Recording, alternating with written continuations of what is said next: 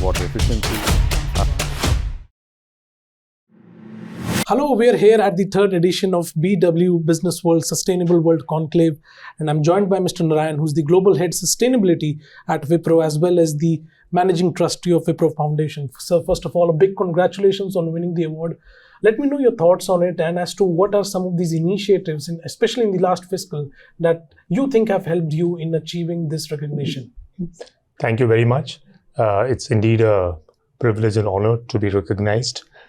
And at Wipro, we think that recognitions like this can act as a catalyst for further improvement in our sustainability journey. Among the several initiatives, I think we made significant progress, at least on a couple of them for sure. One of them is on our climate change goals. We have clearly defined net zero targets, scope 1, scope 2, and scope 3, all the way till 2030. So we have made investments both in our energy efficiency pillar as well as in renewable energy. And we've seen significant traction on that by virtue of our recent investments in building design, energy efficiency, and so on, as well as in the expansion of our renewable energy footprint. Right. So I think that is one very clear indicator where we moved up. On water stewardship also, I think both in absolute as well as in intensity terms, we've made significant progress. That's on E. On S, S is very multidimensional, covers a lot of areas. But on inclusion and diversity, I think ours is a story that goes back 15 years, but we've been constantly sort of trying to up the bar for ourselves. And there, I think one dimension which I would really like to call out is the progress that we made on gender diversity, not just at the entry level or the mid level, but at all levels, including the senior levels. Right. So if I were to understand you, that what has the impact that you have seen in terms of your day-to-day business operations, your strategy of these initiatives? Some of them have very direct impacts and correlation with our cost takeouts, for example. Energy efficiency is clearly one. But I think where we are seeing a big change in the last 2-3 years is the kind of expectations that customers are laying before us, and investors and even employees. Today, I think it is board stakes. You have to have a minimum set of standards on ESG if you want to even be considered by your customers.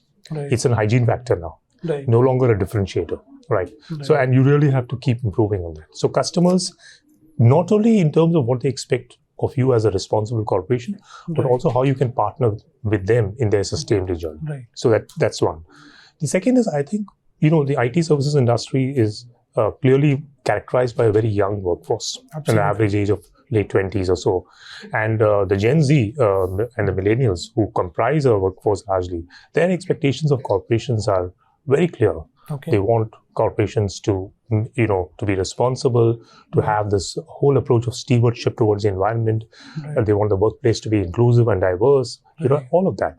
So if you want to win the battle for talent as well, you have to be right out there in terms of ESG, And I think number 3, investors, of course. Investors are increasingly increasing the scrutiny of your actions on companies on ESG.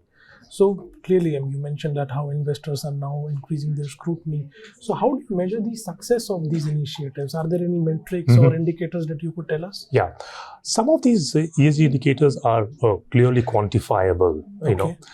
Climate change, of course, is one. I think most companies have clear targets. So for which, of course, they need to have a good inventory of their greenhouse gas emissions and then ways of measuring improvement on that. So I think that we've been on this for the last 15 years.